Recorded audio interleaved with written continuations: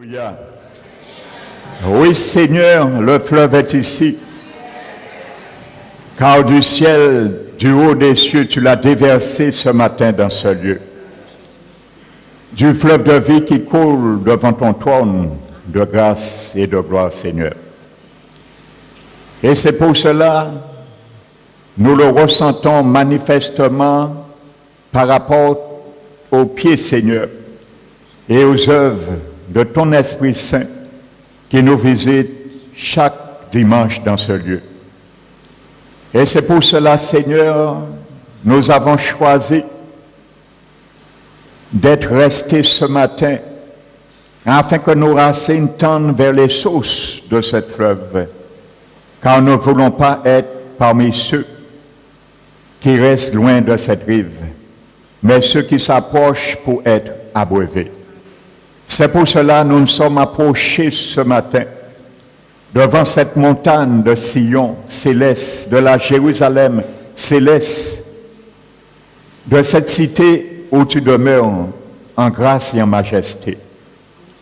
Car c'est là ce matin, nous étions réunis en esprit pour te louer, pour chanter à ta gloire, dans les lieux célestes où que tu es assis ce matin. Seigneur Père éternel, que ce matin, tu fais jaillir les eaux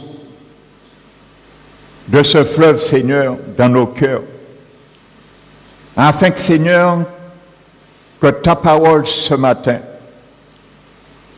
devienne, Seigneur, pour chacun de nous,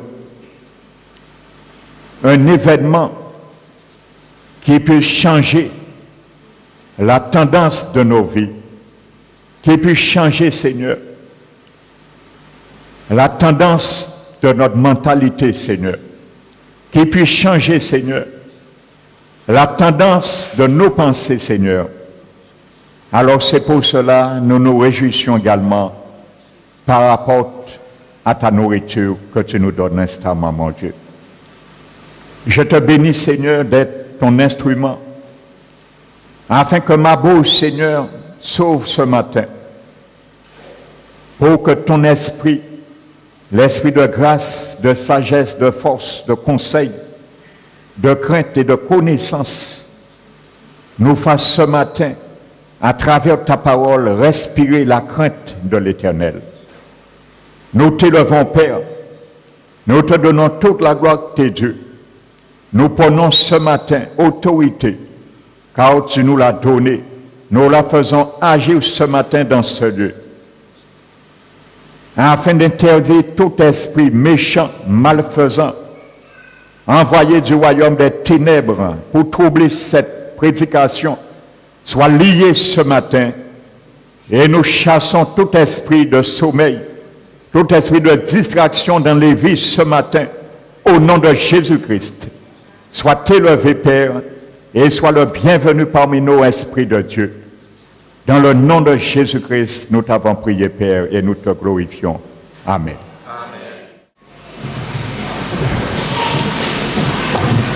Asseyez-vous, frères et sœurs. Je vous bénis ce matin. Soyez encore les bienvenus et vous êtes à la bonne place ce matin. Alléluia. Donc ce matin, sois attentif,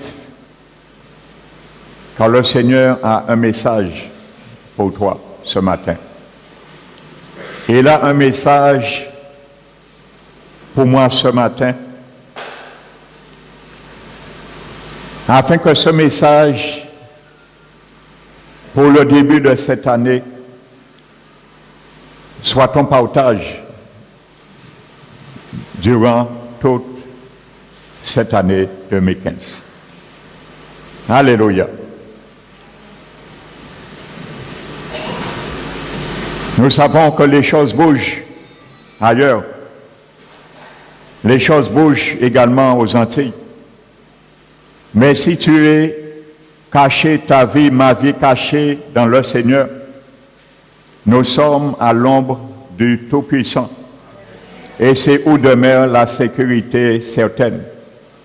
Alléluia. Et vous savez,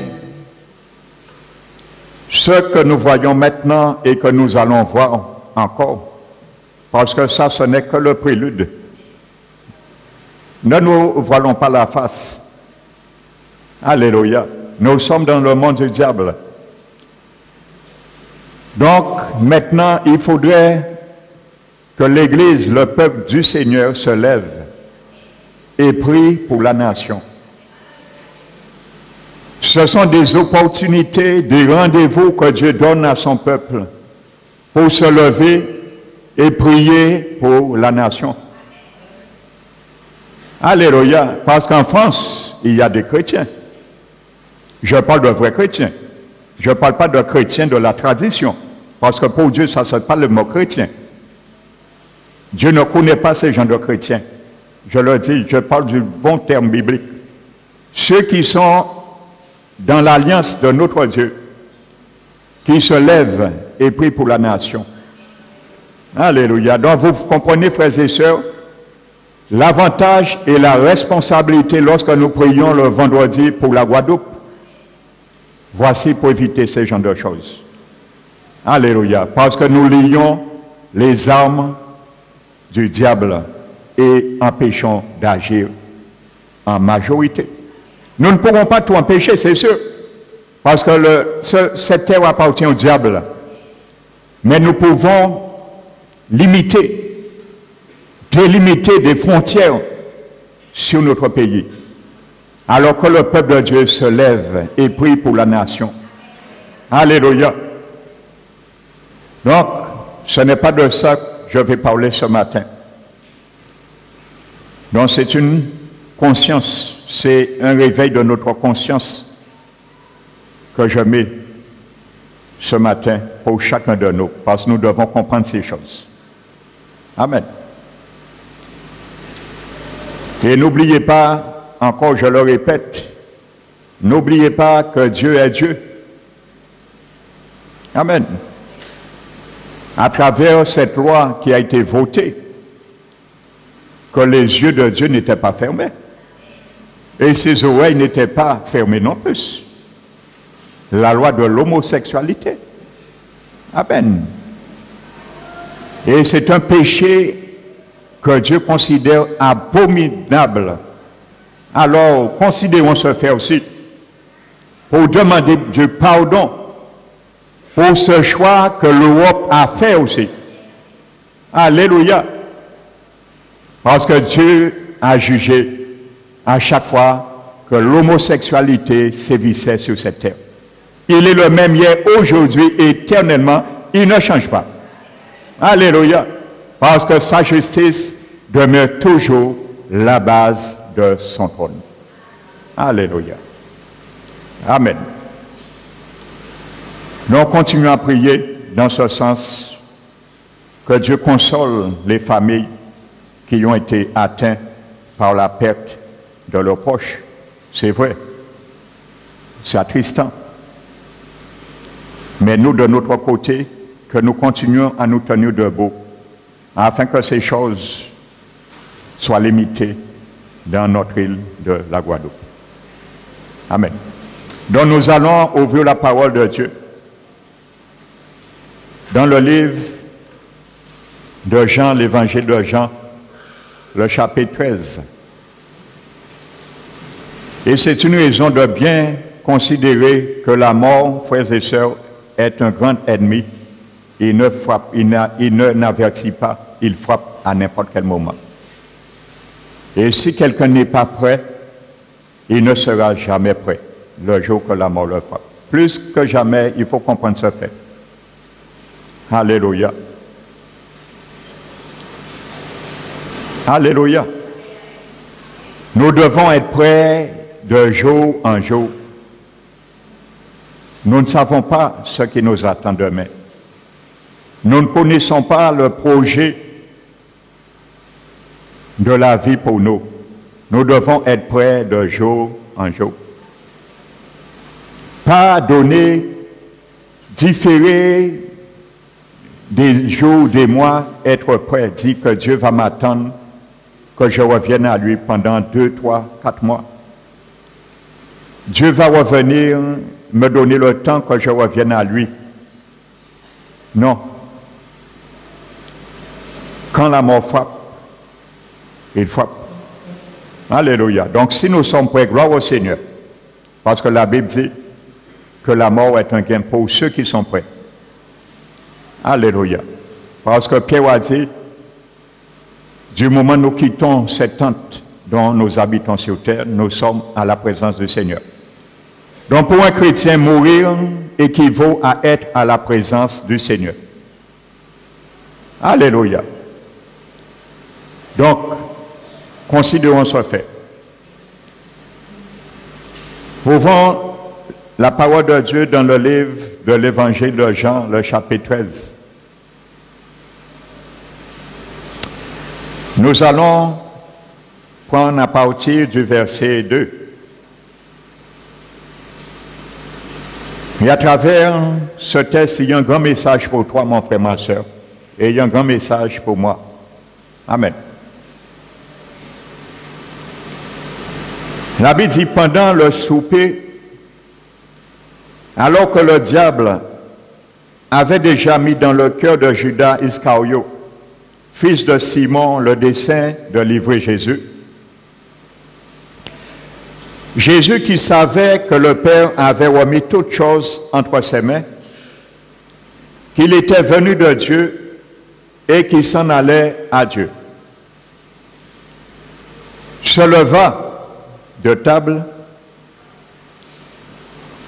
ôta ses vêtements. Alléluia. Il se met pas nu. Alléluia. Le Seigneur Jésus est en train de faire, si on peut dire, une démonstration, ou en termes péjoratifs, une parade. Mais vous allez bien comprendre ceci. Alléluia. Pourquoi il retire ses vêtements? Amen. Il ôta ses vêtements et prit un linge dont il se ceignit. Amen. Et la tâche ses reins. Amen. Parce que il va soulever quelque chose. Et sois très attentif ce matin à ce message de l'Éternel, mon frère, ma soeur. Le Seigneur Jésus se ceint les reins parce qu'il va soulever une charge qu'aucun homme n'a pu soulever dans l'univers. Alléluia. Nous allons voir cette charge, c'est quoi, tout à l'heure. Alléluia. Ensuite, il versa de l'eau dans un bassin et il se mit à laver les pieds des disciples et à les essuyer avec le linge dont il était saint. Amen. Il vint donc à Simon-Pierre, je lis les versets et ensuite nous allons faire l'exégèse, car ça vaut la peine de lire ces versets. Il vint donc à Simon-Pierre et Pierre lui dit, toi Seigneur, tu me laves les pieds? Ça pas qu'à y en tête ou qu'à laver Pierre mes capite, Jésus, Pierre m'a marché les côtes à chameau toute journée là. Implicitement, c'est ça que Simon-Pierre veut dire à Jésus. Alléluia. Jésus lui répondit, ce que je fais, tu ne le comprends pas maintenant, mais tu le comprendras bientôt. Qu'est-ce que ça veut dire déjà? Le Seigneur nous présente quelque chose, spirituellement et non dans le physique. Amen. Donc déjà, le Seigneur nous montre que dit à Simon-Pierre que ce que je fais, tu ne le comprendras pas maintenant. Ça veut dire que Dieu ne faisait pas, Jésus ne faisait pas purement un lavement de pieds physique, comme on fait dans certaines églises et comme j'ai fait pendant des années aussi dans une église que j'étais. Le lavement des pieds. ce n'est pas ce que Jésus enseigne, le lavement purement physique. Alléluia. Nous allons le comprendre parce qu'il dit bien, ce que je fais, tu ne le comprends pas maintenant. Parce que si c'est un lavage purement physique, et il n'y a rien de mystérieux pour ne pas comprendre que Jésus est en train de laver physiquement les pieds. Mais Jésus dit, ce n'est pas physiquement que je lave tes pieds, et tu vas le comprendre bientôt. Amen. Parce qu'il y avait un événement qui devait tout de suite se dérouler pour comprendre, commencer à comprendre ça. Et par la suite, lorsqu'ils auront l'Esprit de Dieu, ils vont le comprendre dans la réalité. Amen. Pierre lui dit, non, jamais tu me laveras les pieds. Jésus lui répondit, si je ne te lave, tu n'auras point de part avec moi. Amen. Simon Pierre lui dit, Seigneur, non seulement les pieds, mais encore les mains et la tête. Mais Jésus n'a pas dit, va laver les mains et la tête. Alléluia. Jésus a dit, c'est les pieds qu'il doit laver. Amen. Jésus lui dit, verset 10, celui qui est baigné, je ne peux pas te laver les mains et la tête parce que tu es déjà baigné, tu as déjà pris ta douche, physiquement. Celui qui est baigné n'a besoin que de se laver les pieds pour être entièrement pur, et vous êtes purs, sauf, non pas, mais non pas tous. Alléluia. Donc ça commence à s'éclaircir que c'est un lavement spirituel, parce qu'il y a de pureté, et il y a un qui n'est pas pur. Amen. Après qu'il eut lavé les pieds et qu'il eut pris ses vêtements et il se remit à table. Alléluia. Donc Jésus a retiré ses vêtements. Alléluia. Et il n'a pas dit à ce petit mal-là, à quand il montre les autres qui m'ont eu. Non. Et il a fait un geste d'humilité. Et lorsqu'il a terminé à faire cette démonstration, il reprend ses vêtements. Il les remet. Alléluia. Après qu'il eut lavé les pieds et qu'il eut pris ses vêtements, il se remit à table et leur dit, comprenez-vous ce que je vous ai fait? Il se remet à table parce que c'était le dernier repas pascal que le Seigneur allait passer avec ses disciples. Mais aujourd'hui, je ne vais pas m'étendre parce que cette soirée, cette cérémonie s'est déroulée en 3 phases, ou 3 étapes. Ils étaient en train de prendre le repas pascal, comme d'habitude, le 14 Nisan. Il fait, à un moment donné, une pause. Il lave les pieds des disciples. Et ensuite, ils se remettent à table. Et ils vont conclure le repas pascal. Et Jésus va maintenant passer à un renversement du repas pascal et il va leur introduire la Sainte Seine. Donc il y a 3 choses qui se déroulaient cette soirée. Il faut bien le comprendre. Mais ce soir, je ne vais pas m'étendre ni dans la Sainte Seine, ni du repas pascal. Je porterai un enseignement ultérieurement sur cela pour bien comprendre ce principe. Et pour bien comprendre pourquoi, lorsque nous prenons la Sainte Seine, comme je l'ai annoncé dimanche 25 janvier, nous aurons la Sainte Seine, pourquoi que tu peux participer à la Sainte Seine que lorsque tu as accepté déjà le Seigneur comme Sauveur et Seigneur dans ta vie et que tu es déjà passé également par le baptême d'eau par immersion. Tu comprendras ça également. Parce qu'il y a des églises qui ont mal compris ce fait. Ils font tout le monde prendre la Sainte Seine, qui est un danger. Amen.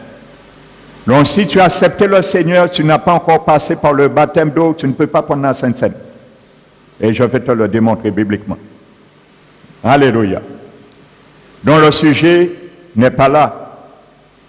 Nous mettons le repas pascal, la Sainte Seine, et nous restons au centre entre les deux, ce que Jésus veut nous démontrer ce matin. Amen. Donc c'est pour cela la Bible dit, il se remit à table. Amen. Et il dit, vous m'appelez maître et seigneur. Et vous dites bien, car je le suis. Si donc je vous ai lavé les pieds, moi le Seigneur et le maître, vous devez aussi vous laver les pieds les uns des autres, car je vous ai donné un exemple, afin que vous fassiez comme je vous ai fait. Nous allons nous arrêter au verset 15. Amen. Alléluia.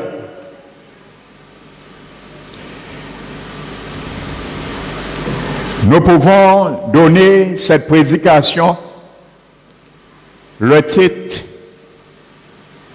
« La serviette est spirituelle du pardon ». Alléluia. La serviette est spirituelle du pardon.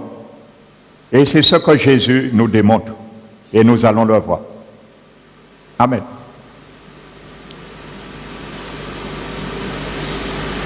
Le Seigneur prend cette bassine d'eau. Amen. La bassine d'eau, c'est le pardon que Dieu t'offre. Il offre l'humanité. Alléluia. C'est pour cela que je disais que Jésus a Saint-Cyrin pour porter une charge qu'aucun homme n'a pu porter. Parce qu'à travers ce bassin que Jésus a pris, rempli d'eau, c'est le poids de toutes les offenses de l'humanité qu'il a porté. Alléluia. Comme celui, lorsqu'il va sauver une charge, et il attache ses reins avec une ceinture appropriée. Amen. Donc le bassin, c'est le pardon du Seigneur. Amen. Les pieds, ce sont les offenses. Alléluia, comprends-le bien. L'eau dans le bassin, c'est le pardon de Dieu. Les pieds, ce sont les offenses. Alléluia. Et le linge dont il s'était saint, il a pris pour essuyer les pieds et l'oubli. Alléluia. Voici les trois emblèmes, il faut bien comprendre dans ces symboles que Jésus est en train de nous enseigner. Alléluia. Il t'invite, mon frère, ma soeur, à laver, à pardonner les offenses de tes frères et tes frères lorsque ça arrive. Par le pardon, et il t'invite à les oublier, à les essuyer.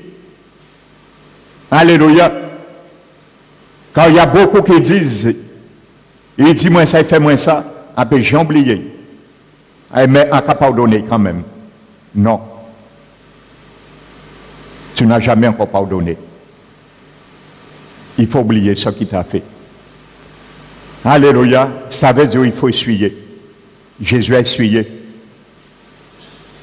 Alléluia. Donc on prend ça en préambule. La Bible nous montre, frères et sœurs, que Jésus n'a fui quiconque.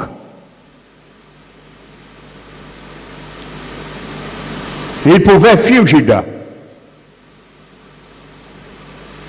Parce que Judas n'était pas digne que Jésus lui lave les pieds.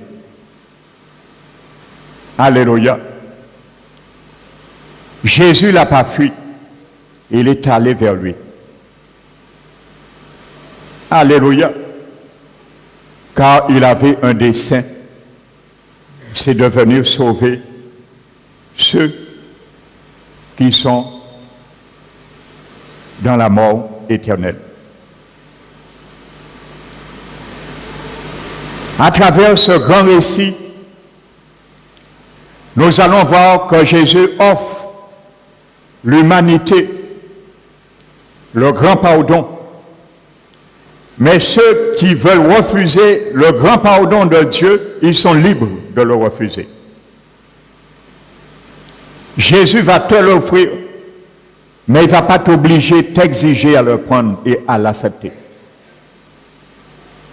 Alléluia. Et c'est ça que nous allons voir également. Car il y a beaucoup d'illustrations, un langage premièrement spirituel à travers ce mémorial. Amen.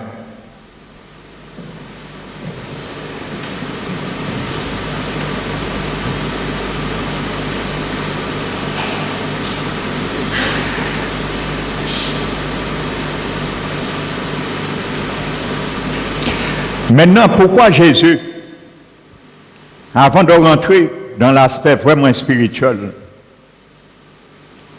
parce qu'un principe, tu dois vraiment comprendre pour toute ta vie, mon frère, ma soeur, je dois comprendre. Il était de tradition, avant un repas festif, ça existait dans la coutume, dans la société ambiante, qu'un esclave lave les pieds des convives. Alléluia, ça existait. À l'époque, lorsqu'il y avait des convives, des invités, il y avait un esclave dans la maison qui était chargé de cet office. Amen. Et il y avait diverses catégories d'esclaves à l'époque également. Mais l'esclave dont le rang d'asservissement était le plus bas niveau parmi les esclaves étaient ceux qui étaient à cette tâche pour laver les pieds des convives. Même les Juifs refusaient cette tâche parce qu'ils considéraient que c'est un travail dévalorisant, répugnant, humiliant. Et c'était le cas à l'époque. Donc, dépourvu de lieu pour observer ce dernier repas pascal, la chambre haute dont ils étaient dedans, il n'y avait pas d'esclaves prévus. Alléluia. Donc, il devait y avoir quelqu'un pour faire cette tâche. Parce que c'était dans la coutume. À l'époque, on marchait avec des sandales. Et il n'y avait pas de scooter. Et il n'y avait pas de voiture. C'était des sandales et des chameaux à l'époque. Donc, c'est pour cela, au cours de la journée, lorsque la personne rentrait, il y avait l'esclave pour, surtout les invités, pour laver les pieds. Et pourquoi c'était dévalorisant, frères et sœurs? Bien souvent, les pieds sentaient. Ils ne sentaient pas, comme on dit, choubichou. Mais ils n'étaient qu'à sentir l'odeur à croûte, à chameau, bien souvent, frères et sœurs. Dans les sentiers poudreuses. Alors comprenez, le Seigneur Jésus s'est humilié. Il s'est humilié. Lui, le Seigneur et le Maître, qui devait être à table et être servi, se laisser laver les pieds. Il était l'hôte durant cette soirée. L'hôte officiel. Mais c'est lui qui est descendu dans ce rang d'esclave. Et il a mis assis ses disciples qui étaient subalternes. L'humilité précède la gloire. Voici première leçon Jésus nous enseigne. Alléluia. Il nous l'enseigne comme dit le livre de Philippiens, frères et sœurs. Ayez les sentiments qui étaient en Jésus, existant en forme de Dieu, ne s'est pas regardé égal à Dieu. Et c'était le cas, Jésus est Dieu. Il était Dieu quand il est venu incarner, il était encore Dieu. Il ne s'est pas regardé égal au Père, comme une proie à arracher. Mais la parole de Dieu nous dit, il s'est dépouillé lui-même. On ne l'a pas exigé. Le Père n'a pas exigé Jésus de se dépouiller de sa gloire et de venir comme un simple homme. Il a fait lui-même, volontairement. Les disciples n'ont pas exigé. Témoin, vous allez voir tout à l'heure, qu'est-ce qui a peut-être enclenché que Jésus donne cette leçon? Les disciples étaient attablés et ils étaient qu'à discuter. Pendant le repas là, qui est plus grand dans le royaume de Dieu parmi eux? Qui est à la droite de Jésus? Nous allons le voir tout à l'heure. Voici l'objet de leur réunion ce jour-là. Ils n'étaient pas préoccupés de laver les pieds. Ils étaient préoccupés d'avoir une position devant les autres. Amen. Ils n'ont pas dit à Jésus, tu vas le faire. Jésus l'a fait volontairement, sans contrainte, sans murmure. La parole de Dieu nous dit, il est devenu comme un serviteur. Et il a paru comme un vrai homme, et ça a été le cas.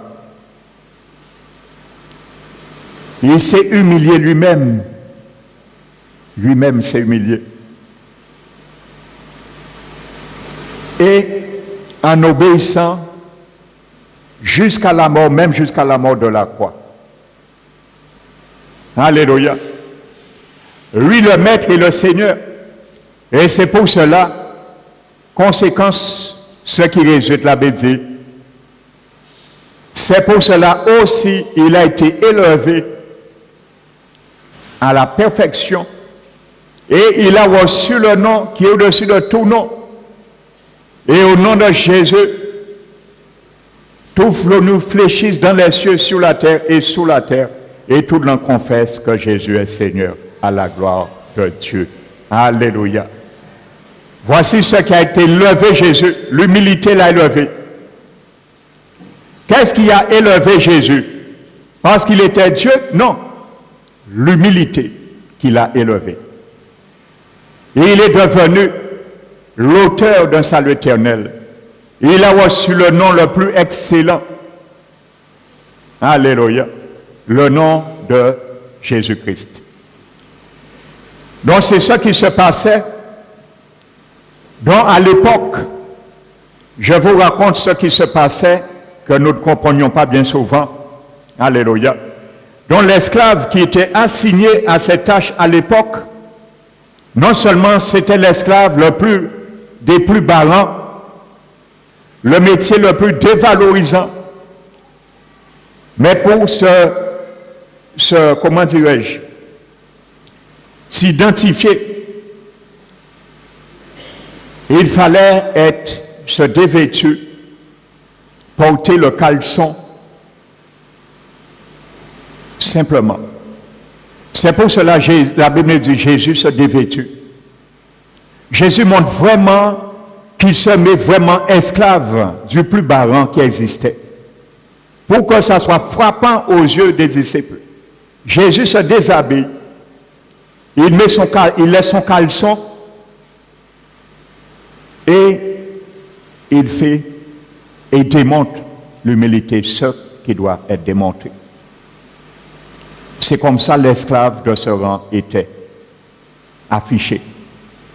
Il s'est affiché publiquement. Le Seigneur et le Maître. Il descend le rang le plus bas à laver les pieds. Alléluia. Et c'est pour cela, après, la Bible dit, il reprend son vêtement et il passe à une autre étape. Parce qu'il s'assied pour démontrer qu'il est le Seigneur et le Maître.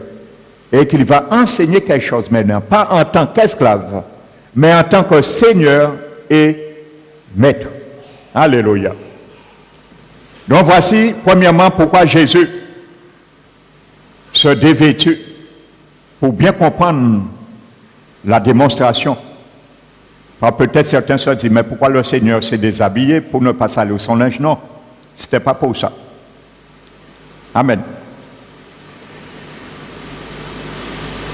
Donc il prend ce bassin qui était préparé pour cela. Donc il n'y avait pas d'esclaves, comme je viens de l'expliquer, pour ce service. Qui est-ce qui allait s'afficher, s'en charger? Amen.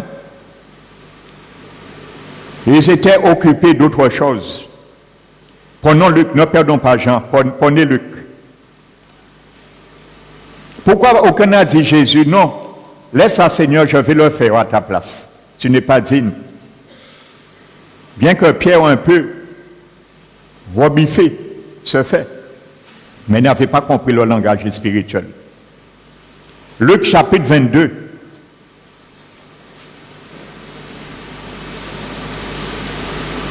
Voici par ce que les disciples étaient préoccupés, frères et sœurs.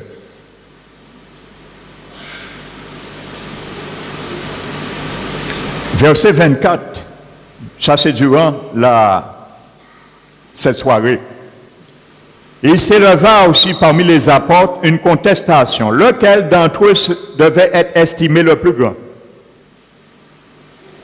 Voici la préoccupation. Alléluia. Donc vous allez lire jusqu'au verset 27. Car quel est le plus grand, celui qui est à table ou celui qui sert? N'est-ce pas celui qui est à table? Et moi cependant je suis au milieu de vous comme celui qui sert. Amen. Donc ils étaient préoccupés par cela. Qui sera la droite de Dieu? Ainsi de suite dans le ciel, au paradis. Mais le Seigneur n'a pas regardé à cela.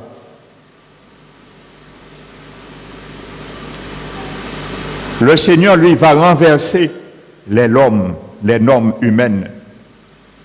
Et il dit, moi, je suis au milieu de vous. Je suis comme le serviteur. Et il va le démontrer, frères et sœurs. Donc, voici probablement ce qui a motivé cela, le lavement des pieds. Alléluia. Sur l'écran de la télévision de Jean, chapitre 13.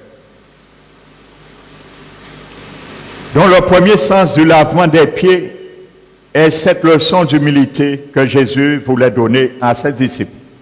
Premièrement, il dira le verset 13, vous m'appelez maître et Seigneur, et vous faites bien, je le suis. Alléluia. Revenons à Jean.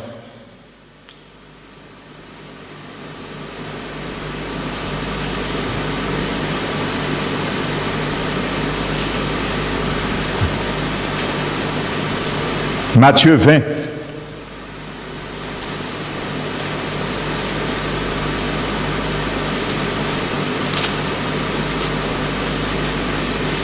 Le chapitre 20.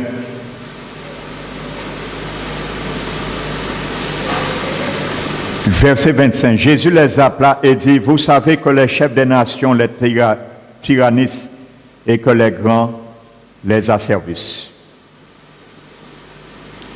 Verset 27. Quiconque veut être le premier parmi vous, qu'il soit votre esclave.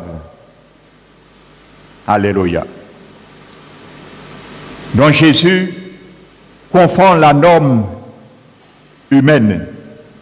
Le plus grand est celui qui prend la dernière place et qui s'acquitte du service le plus humble. Alléluia. Parce que tu sais, mon frère, ma soeur, parfois, il y a des offenses. Pour pardonner, il faut être aussi humble. Parce qu'il y a des offenses, il faut leur dire que ça sent mauvais. N'oubliez pas, et ces trois images, métaphores à mémoire. Le bassin, c'est le pardon. Les pieds, les offenses. La serviette, l'oubli. On passe la page. Et on va de l'avant. Alléluia. De même que les pieds ne sentaient pas bon pour les laver, Jésus n'a pas bouché son nez, ses narines. Il n'a pas fait en essuyant. Non, il y a des offenses, bien sûr, qui sentent mauvais et que c'est difficile à laver et à passer l'éponge. Ça, oui. Qui n'est pas passé par là? Qui ne passe pas par là? Alléluia. Mais Jésus l'a fait quand même. Judas qui fuyait Jésus, qui était un traître, dont le psaume dit, dans l'Ancien Testament parlant de lui, celui qui avait toute ma confiance, en parlant de Judas, prophétiquement dans l'Ancien Testament, celui qui a mangé mon pain avec moi, a levé les talons contre moi. C'est ce qui se passait. Pourquoi la Bible emploie le terme lever talon contre quelqu'un? Vous savez, ce langage, qu'est-ce que ça veut dire? À l'époque, lorsqu'on avait un conflit d'un ami, quelqu'un qu'on considérait vraiment sa confiance, on avait sa confiance, on partageait le repas, le pain. Cette personne, on l'invitait à partager le pain et ensuite cette personne allait divulguer les choses qui ont été confidentielles dites entre amis, entre parenthèses. Donc, on appelle ça lever le talon contre soi. Alléluia. Pour dire trahir un traître. Amen. Donc, le Seigneur savait, Judas est un traître. Judas avait déjà fait monter un plan pour le livrer. Jésus le savait, il le dit. Jésus savait que Judas cheminait vers la géhenne, vers la condamnation éternelle. Jésus le savait. Mais il voulait quand même gagner Judas. Il a essayé. Il a insisté. Il n'a pas regardé à ce que Judas faisait ou a fait ou le fera. Il a anticipé pour lui offrir quand même le bénéfice de son pardon. Mais c'est Judas qui a refusé. Et je le dis aujourd'hui, comme beaucoup le pensent,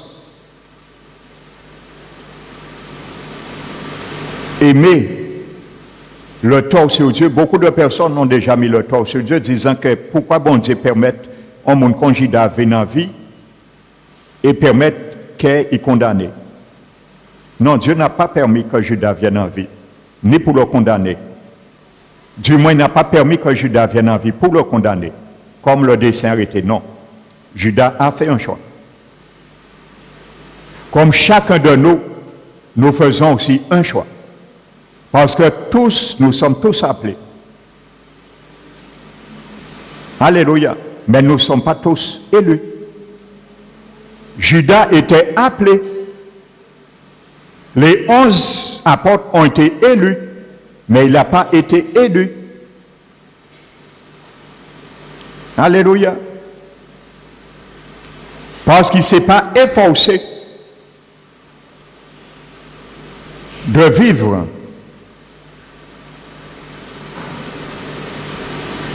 afin que la vocation qui était sur lui devienne son élection finale. Il a joué avec la grâce de Dieu. Parce qu'il était préoccupé par autre chose, l'amour de l'argent. Vous voyez que l'amour de l'argent entraîne bien souvent le peuple de Dieu.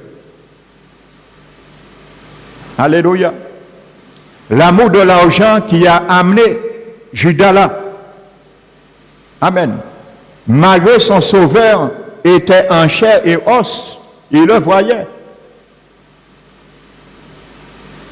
L'amour de l'argent l'a amené en enfer. Et c'est ce que Jésus ne veut pas pour l'humanité. Il ne veut pas. Et le même scénario que Jésus a fait pour Judas, il le fait chaque jour pour le monde. Combien de fois? Les 17 personnes qui sont mortes en 3 jours.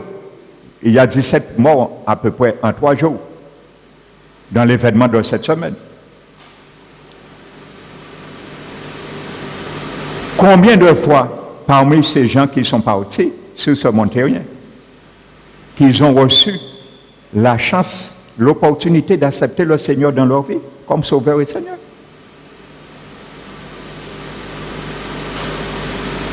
Vous pensez que Dieu a permis que ces gens partent comme ça? Non. Combien de fois le Seigneur les avait offert le pardon aussi? Combien parmi eux qui ont accepté ce pardon? Gloire au Seigneur si c'est le cas. Et alléluia. Amen. Mais combien qui ont refusé? Qui sont restés dans la religion? Qui sont restés dans la tradition? Donc ça doit nous interpeller aussi. À l'issue des actualités, le premier objectif, c'est ce regard que nous devons avoir. Comment il est parti? En Christ ou sans Christ? C'est le plus important. Parce que tout ce qu'on pourrait faire ne servirait plus à rien. Je compatis, bien sûr, pour ceux qui sont partis, bien sûr.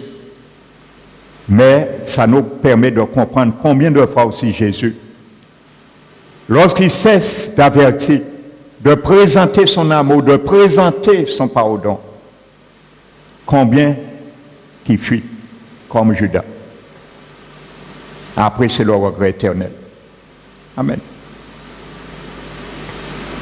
Donc le Seigneur Jésus, il a présenté à Judas une dernière chance de se repentir et de revenir à lui. C'était le moment idéal.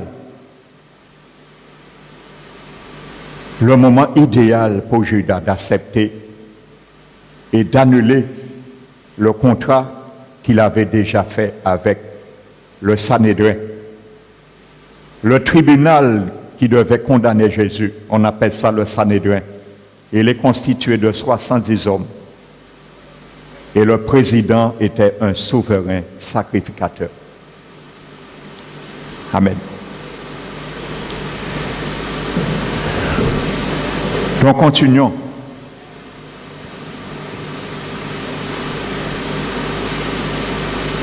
Donc Jésus nous donne cet exemple, frères et sœurs.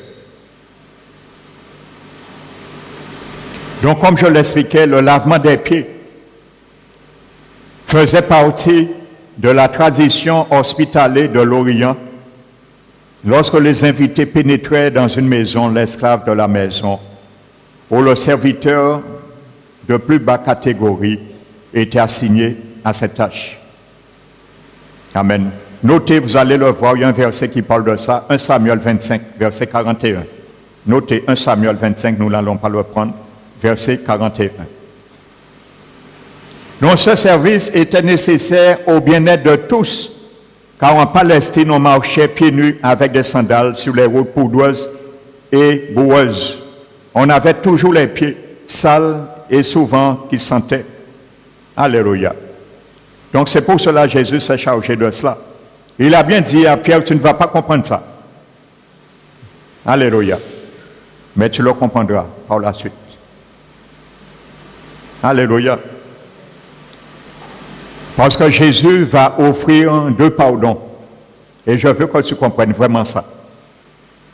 À travers le lavement des pieds, Jésus est en train de nous expliquer, nous installer dans 2 pardons. Un pardon pour l'humanité et un pardon pour ses enfants. Et il y a 2 types de pardon. Et je veux ce matin, si tu n'as pas encore fait paix avec Dieu, par rapport à ce grand pardon, que tu puisses bien comprendre ça. Alléluia. La Bible parle de 2 pardons. Alléluia. Et il y a un pardon que Dieu donne à tous ceux qui se repentent de tout péché. Ça veut dire, j'ai volé aujourd'hui. Amen. Je me repens. Que je sois chrétien ou non chrétien, je me repens. Je demande à Dieu pardon. Je suis sincère. Le Seigneur me pardonne. Il enlève ce péché. Il efface. Amen. Mais ce pardon ne me sauve pas. Il faut bien comprendre ça. Parce que beaucoup se sont trompés par de faux raisonnements dans le monde. Ils ont lu la parole de Dieu, que Dieu pardonne, ainsi de suite. Et ils ont interprété Jean Yovelé. Ils ont dit, de toute façon, si on dit, bon Dieu, pardon, il t'a pardonné moi. Mais ça n'a pas qu'à ma licence d'arrêter tradition moi. Ça n'a pas qu'à ma licence d'arrêter prosterner moi devant une statue, devant une statuette. Ça n'a pas qu'à empêcher moi de continuer votre moi dans l'idolâtrie. Un péché que Dieu hait et condamne sérieusement. Parce qu'ils pensent, et ils vont demander pardon à Dieu. À chaque fois, Dieu va pardonner. Oui, Dieu pardonne. Mais ça ne justifie pas. Et ça ne sauve pas. Il faut bien comprendre ça. Je vais venir tout à l'heure sur ça. C'est ce qu'on peut appeler, et j'appelle le pardon paternel. Alléluia. Il y a un autre pardon que la Bible appelle le pardon juridique. Amen. De Dieu. Ça, c'est autre chose. Ça, on reçoit ce pardon. Alléluia. Le premier pardon, je vous ai cité, c'est une peine qu'on devait subir qui est remis. Une fois qu'on fait, on demande Dieu pardon, on devait être sanctionné. La peine est remise. Dieu pardonne. Alléluia. Mais ce deuxième pardon, le pardon judiciaire, est une peine qui est remise car après avoir exécuté la sanction. Dans le grec, ce mot s'appelle asphésie, qui est traduit par pardon ou rémission des péchés. Ça, c'est un pardon juridique, judiciaire de Dieu. Ça veut dire que si tu peux demander pardon à Dieu, autant de fois tu veux, tu peux, quand tu fais quelque chose qui n'est pas sa gloire, tu te repens. Comme David a dit, celui qui cache ses transgressions ne prospère point, mais celui qui les avoue et les délaisse obtient miséricorde. Oui, mais ça n'introduit pas dans le salut. Tandis le pardon judiciaire, le monde reçoit ce pardon judiciaire qu'après avoir exécuté la sentence qui lui est en cours à travers ce qu'il a fait. Quand tu subis la peine, ensuite tu es acquitté. Ça, c'est autre chose. Comme un condamné, il est condamné de 20 ans. Il sera libéré qu'après avoir exécuté ces 20 ans. Et il sera libre. C'est ça que le pardon judiciaire. Mais malheureusement, aucun homme ne pourrait passer et exécuter la peine pour être sauvé. C'est impossible. Et c'est pour cela que je vous disais, le Seigneur a porté un poids que personne ne peut porter à travers ce bassin d'eau. C'est ce que ça représente. Le pardon de l'humanité qu'il était en train de démontrer. Comment bénéficier de ce pardon judiciaire? Il y a un seul moyen. Un seul moyen. Il faut accepter ce que Jésus a fait pour toi. Parce que la sentence que tu devais encourir pour te soustraire de la condamnation, c'était l'enfer. Et c'est pour cela que je dis que personne ne peut aller là et sortir pour être justifié. Vous comprenez, le purgatoire, si tu es péché, on l'a monté déjà sorti en enfer. Mais comme c'est le mensonge du diable, le purgatoire n'existe pas. Alors Jésus est venu et il a payé à ma place et à ta place. Il est allé en enfer. Et il a payé la rançon pour toi et pour moi. Et il a subi la condamnation. Et la condamnation qu'il a subie te donne la paix aujourd'hui. Parce que Jésus est passé pour cela. Il est déjà passé là. Il a payé la sentence afin que quiconque croit en lui puisse recevoir le pardon judiciaire. Alléluia. Alors comme Jésus l'a fait, c'est pour cela que nous ne pouvons pas le faire. Et nous ne sommes pas obligés de le faire. Il s'est substitué à nous. Il a fait pour nous, à notre place.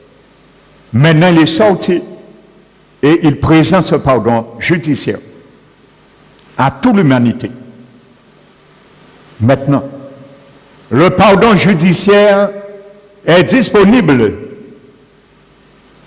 dans le laboratoire de Dieu par le sang de Jésus. Car c'est le seul sang que Dieu a trouvé dans son laboratoire, qu'il n'y avait aucun virus de péché pour pouvoir créer des anticorps et nous vacciner, l'humanité. Et il y a le sang de Jésus seul que Dieu le Père a trouvé dans son laboratoire céleste, le seul sang qui était pur, pour lequel Dieu peut faire un vaccin et vacciner l'humanité. Et lui offrir le pardon judiciaire, s'il le désire, bien sûr. Parce que la Bible dit, Jean 3,16, Dieu a tant aimé le monde qu'il a envoyé son Fils unique, afin que quiconque croit en lui ne périsse, mais il a la vie éternelle. Quiconque croit en lui, pas tout le monde. Parce que l'homme ne peut pas croire en lui, malgré qu'il fait. C'est conseillé ni des gens qui ni des maladies incurables. Ils ont un vaccin. Ils ont ce vaccin-là qui est guéri. Ils ont refusé pour un vaccin-là quand même. Eh bien, tu mourras un jour trop tard. Il faut s'attendre à ça. C'est la même réalité. Même si tu reçois tous les jours le pardon paternel de Dieu, pour une faute que tu as fait, tu demandes Dieu pardon, il te pardonne. Tu as demandé pardon, il efface le péché.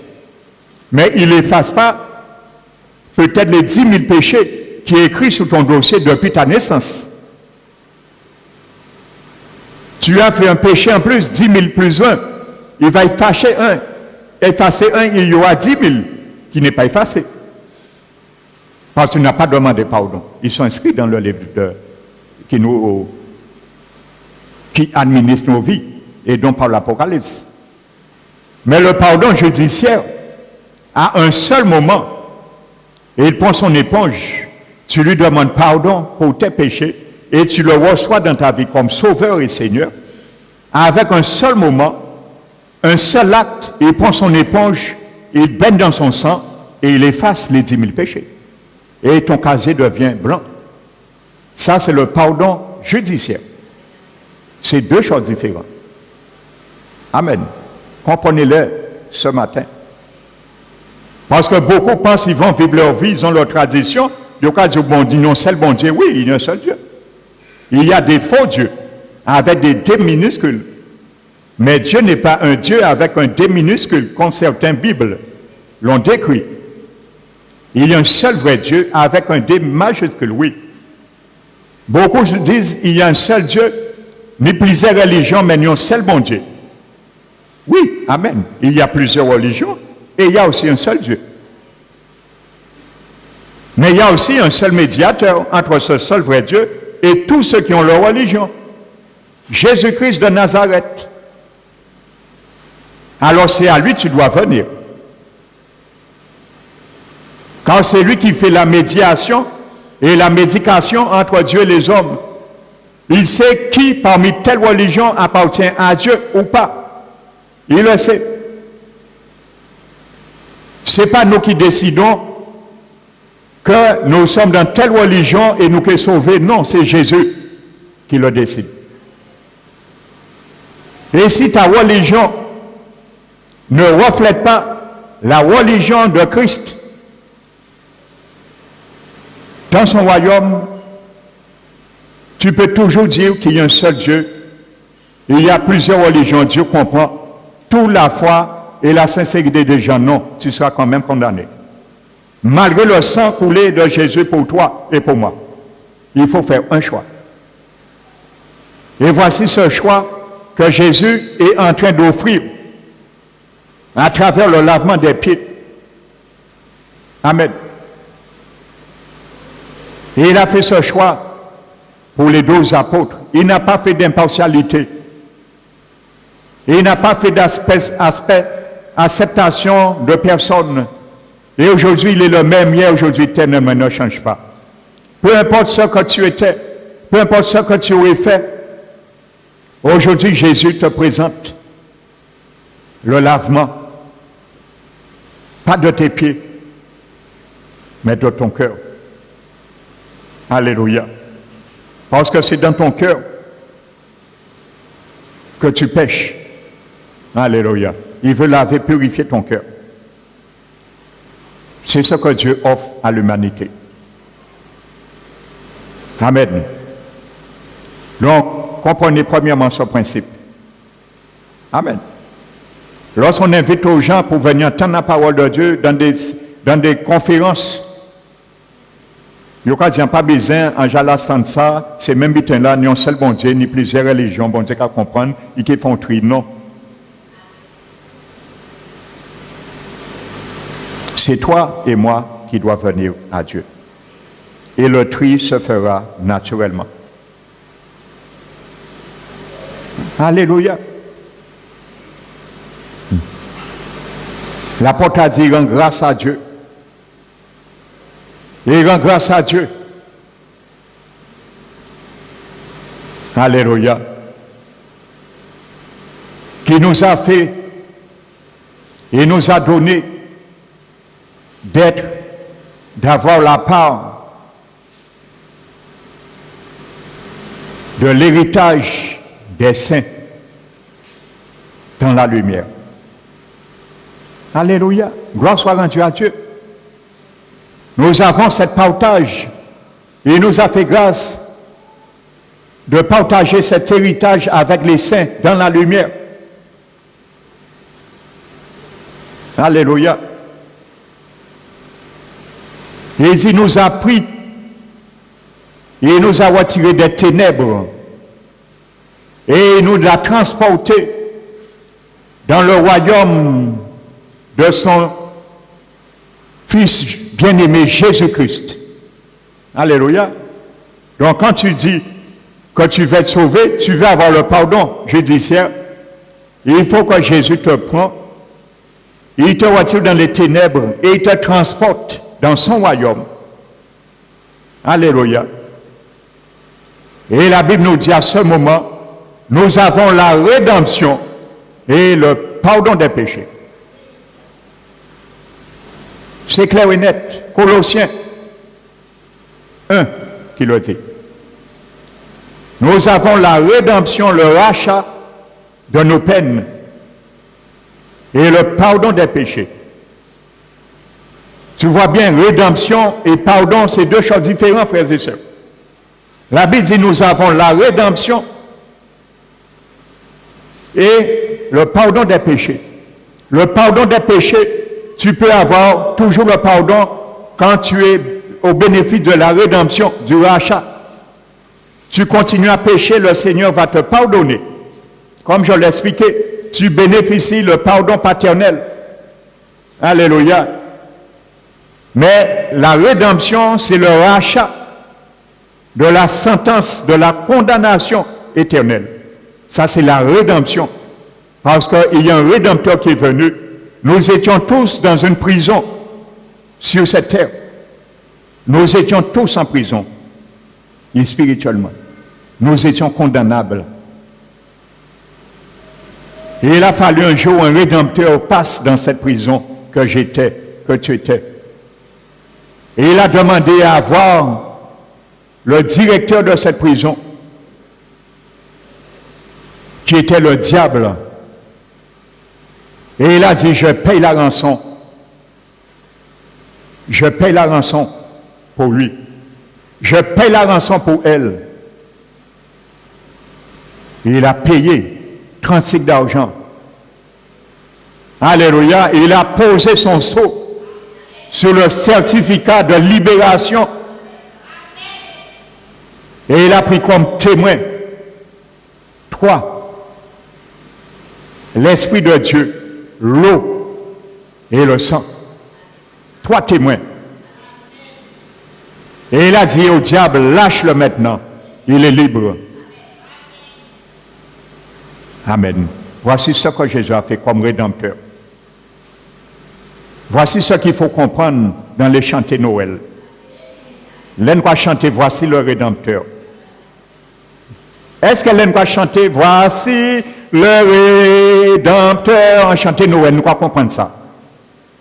Nous allons chanter parce qu'il vit un jour et il dit, Satan a qu'à payer pour lui. Sans moi, payer largement. Ça était quand duré là chez Jod-là. Parce qu'il a racheté un royaume et il a transporté un royaume en moins bien traité. Parce que son papa, son beau-père, il a maltraité.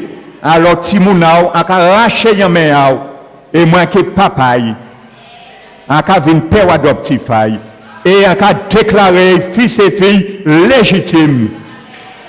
Voici ce que Jésus a fait. Amen.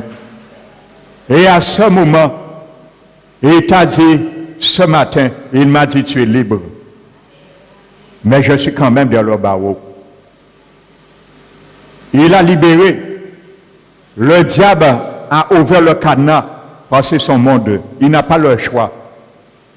Il a ouvert le cadenas là, et il mettait ici porte là. Mais le cadenas là, brisé. Et il est resté en retrait parce que Jésus nous a fait grâce. Mais nous sommes derrière le barreau toujours. nous pouvons sortir.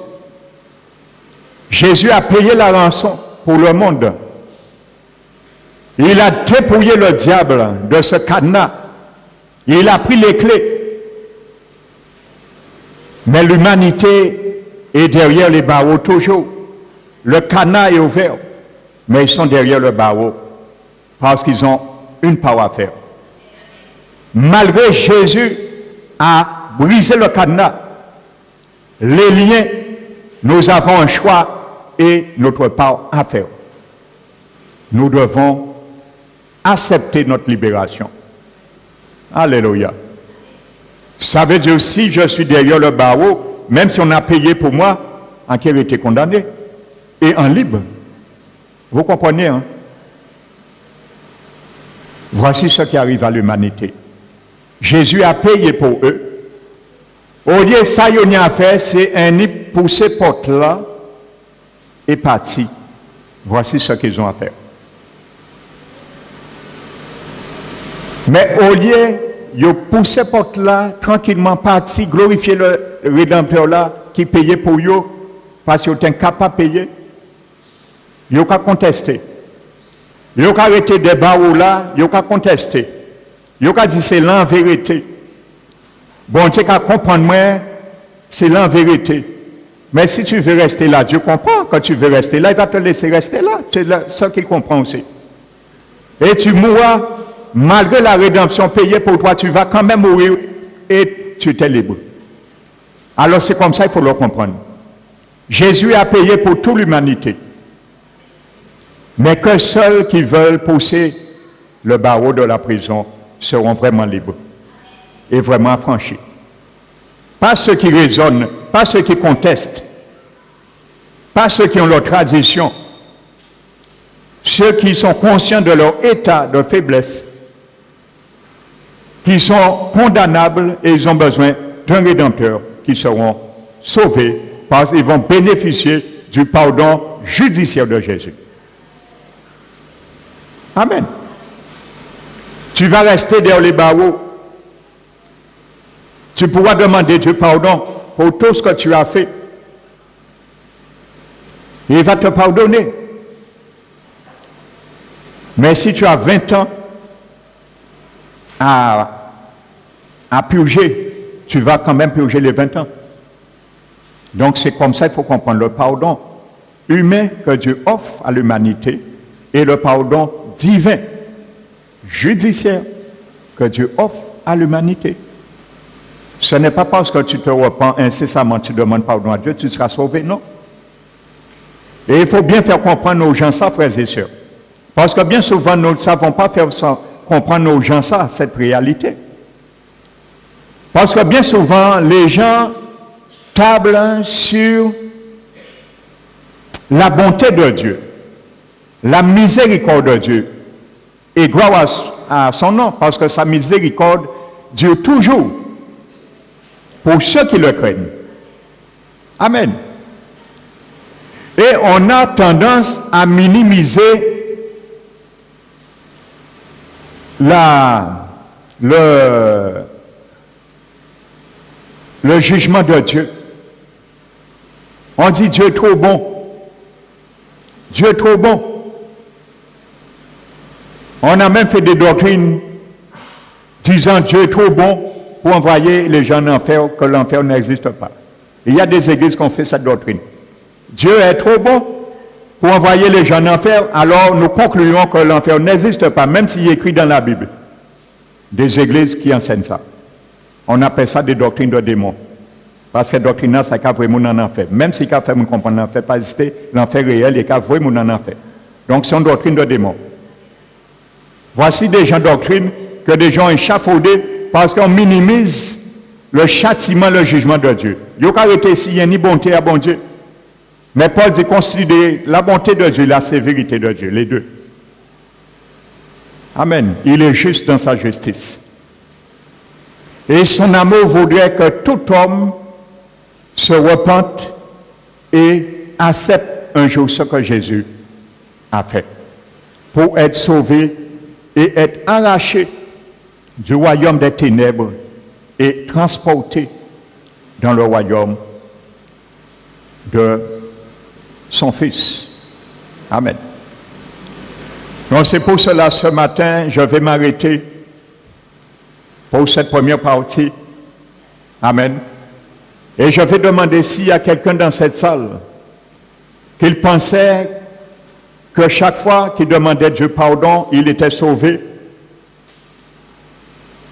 Mais maintenant, tu veux vraiment pas recevoir le pardon humain de Dieu que tu reçois tous les jours quand tu te repens d'un péché, d'une faute, d'une transgression.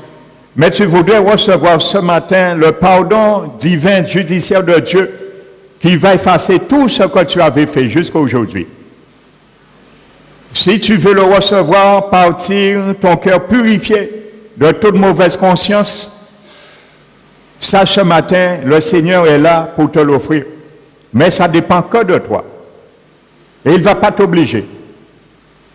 Et il te dit, si tu n'acceptes pas ce pardon judiciaire, que tous les jours, la condamnation, le dossier qui te condamne et qui les actes dont les ordonnances subsistent contre toi demeurent tous les jours de ta vie.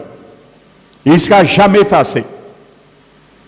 Alors ce matin, Dieu te donne l'opportunité, si tu ne l'as pas encore fait, accepter ce que Jésus a fait comme rédempteur pour toi. Alors tu peux le faire ce matin. Je vais t'inviter simplement à lever ta main et le Seigneur va te donner ce pardon gracieux, gratuitement, à la mesure simplement que tu lui dis oui. C'est tout ce qu'il te demande. Alléluia. La parole de Dieu dit tout ce qui est né de Dieu triomphe du monde. Et la victoire qui triomphe du monde, c'est notre foi. C'est que ta foi ce matin qui peut triompher, te donner cette victoire que Jésus a acquis déjà pour toi.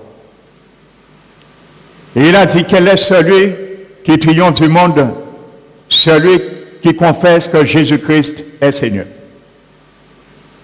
Amen.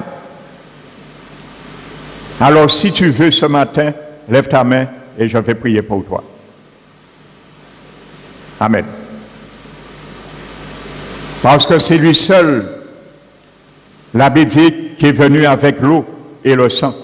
Et dimanche prochain, je vais bien te démontrer qu'est-ce que ça veut dire l'eau. Amen.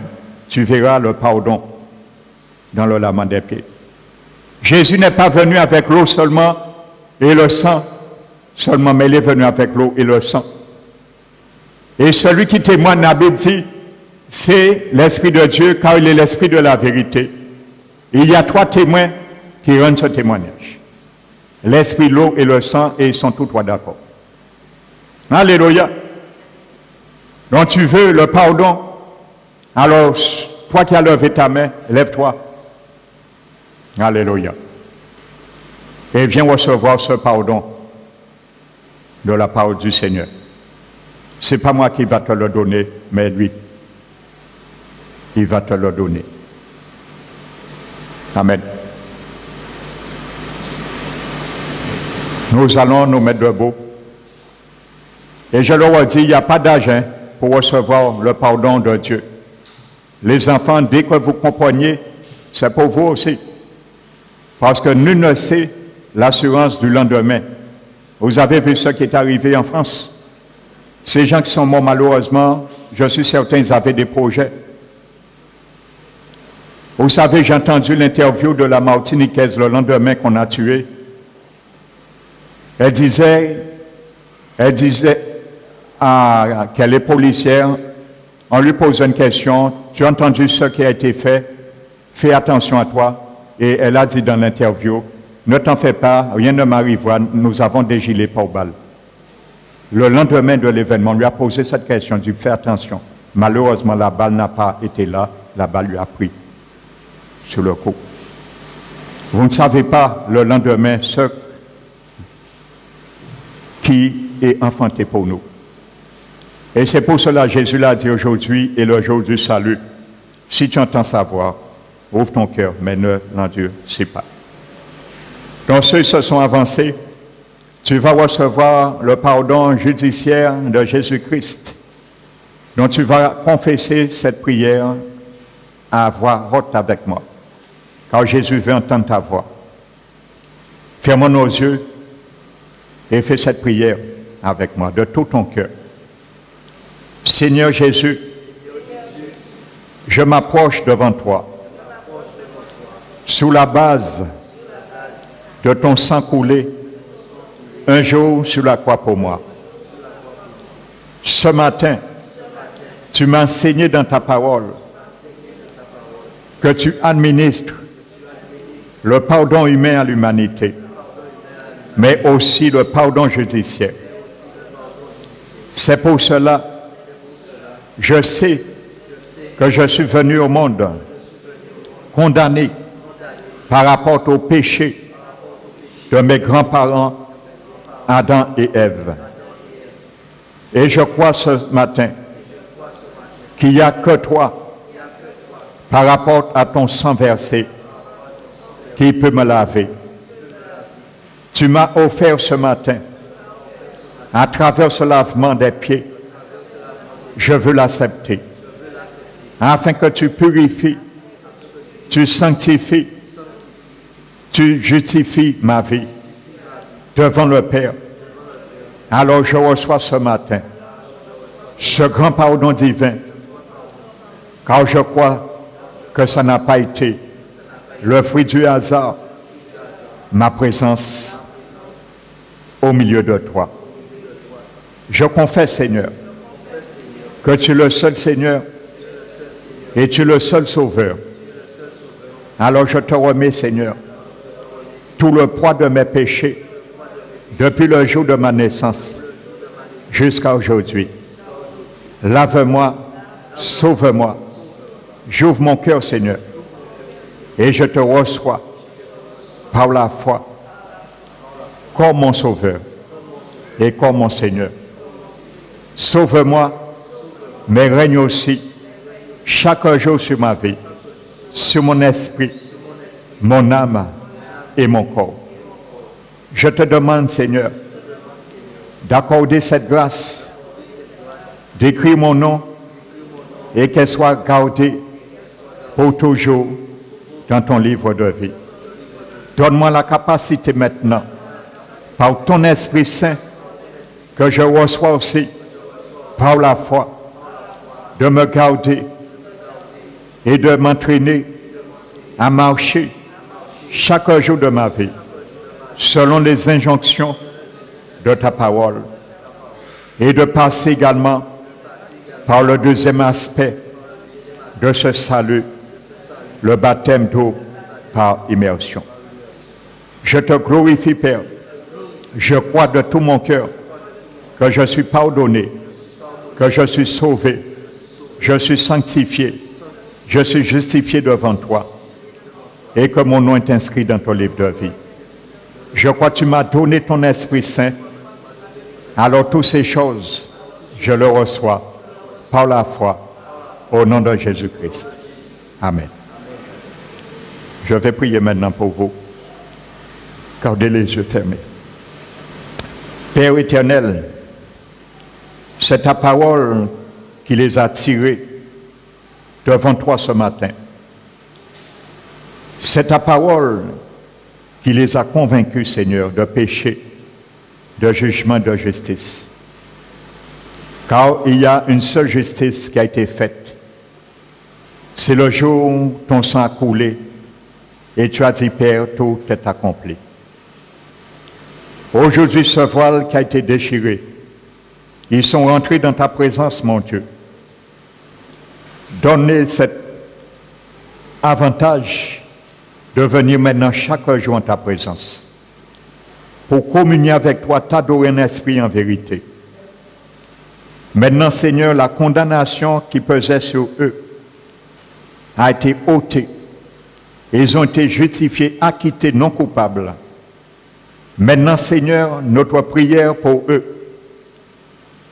que tu éloignes les griffes du diable sur leur vie maintenant. Que tu lui donnes la force, la capacité de tourner leur dos vers tout acte idolâtre qui touchait dans le passé. Que tu lui donnes la force de dire non à ces choses. Que tu lui donnes la grâce, la force de lutter, Seigneur, contre toute mauvaise pensée, toute mauvaise opinion, toute forteresse qui a été établie dans leur cœur, dans leur pensée. Donne-leur la force, Seigneur Jésus, d'administrer, Seigneur, pas à pas ces choses et de les retirer, Seigneur, les jeter loin de leur vie. Car tu es le Seigneur de la vie. Tu as pris la place, Seigneur. Maintenant, mon Dieu, prends toute la place, toute vide qu'il y avait, Seigneur, dans leur cœur, dans leur pensée, dans leur âme, dans leur esprit, Seigneur. Que tu prennes toute la place afin de les sanctifier. Et lors de ton retour, qu'ils soient debout à ton appel, à toute bonne œuvre maintenant. Apprends-les à marcher étroitement de même pas avec ton Esprit Saint. Chaque jour, la main dans la main, Seigneur. Et que tes anges les gardent constamment, Seigneur, afin de veiller et de leur permettre de veiller sur leur voie, Seigneur. Que ton esprit fasse un avec leur esprit et que le désir de leur cœur soit tourné vers toi maintenant, Seigneur, pour toujours. Merci, mon Dieu. Nous te glorifions, nous te bénissons, car nous savons ce matin, tes anges sont en train de se réjouir avec nous dans ce lieu, pour ceux et celles qui t'ont dit oui, Seigneur. Car tu as démontré, toi, royaume, que ton sang n'a pas été versé vainement à leur égard. Alors c'est pour cela que nous te glorifions, Père. Nous te donnons la gloire de Dieu et nous te bénissons au nom de Jésus-Christ. Amen. Alléluia.